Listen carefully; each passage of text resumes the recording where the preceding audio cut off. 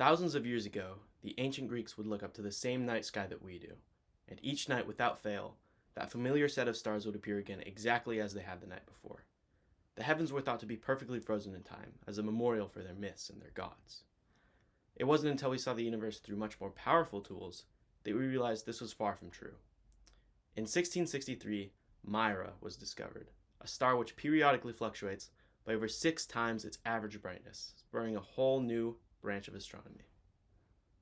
Brightness-changing objects, known as variables, have proven to be some of the most intriguing objects in our universe. They include pulsating stars like Mira, active supermassive black holes called quasars, volatile newborn stars, and much more. Not only are they interesting, they're also incredibly important. Hubble's era-defining discovery of galaxies other than our own was thanks to a variable.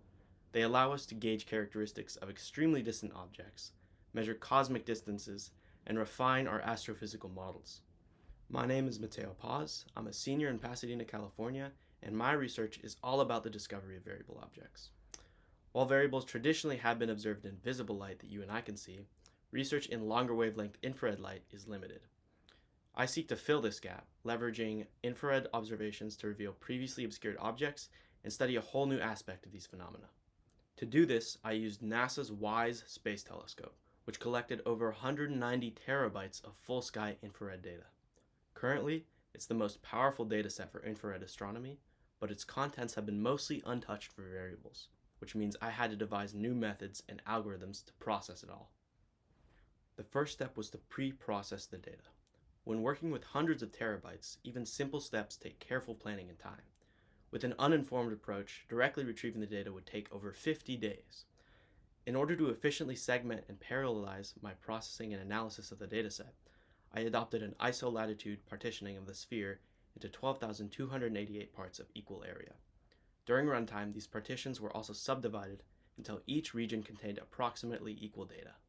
Using this structure, I was able to retrieve and organize the data in less than 12 hours.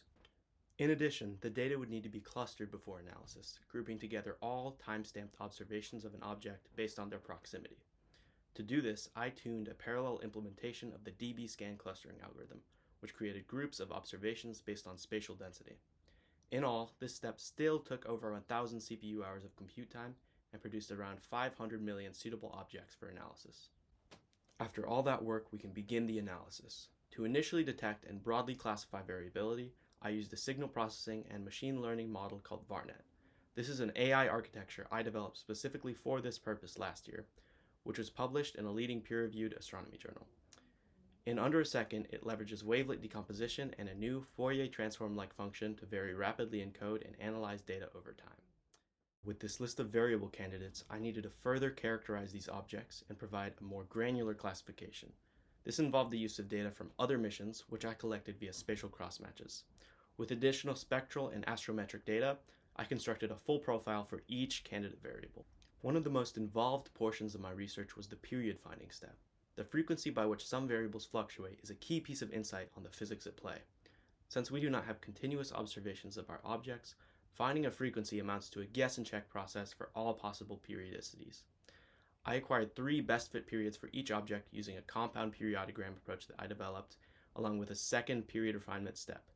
Trillions of trial periods were ultimately checked for goodness of fit using cutting-edge H100 and P100 GPU nodes in parallel.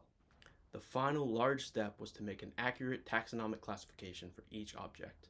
To do this, I formulated several statistical indicators for the analysis of variability and selected other proven statistical indicators from existing literature. These statistical features were then fed into an XGBoost decision tree model, a machine learning architecture which is well suited for classification based on tabular data, which I trained to over 95% accuracy.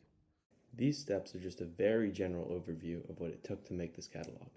This research is just about 2 years of consistent work in the making, and each step is the result of days, weeks, and months of prototyping, optimization, and implementation. It was no easy feat, but the results make it all worthwhile. All of this produces a catalog of over 1.9 million candidate variable objects, 1.5 million of which are likely new.